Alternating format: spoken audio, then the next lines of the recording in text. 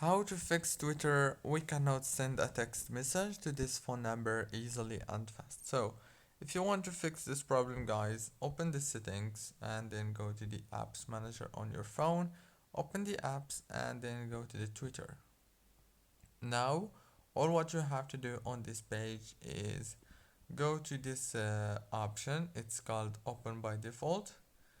Make sure that open supported links in this app is on always allow, and then go back, click on storage, click on this clear cache option to clear all the problems and the cache, and you can also click on clear data if you want to clear all the data, because sometimes this may help you. So after that, open the data usage. Make sure that all the network access options are enabled on your phone.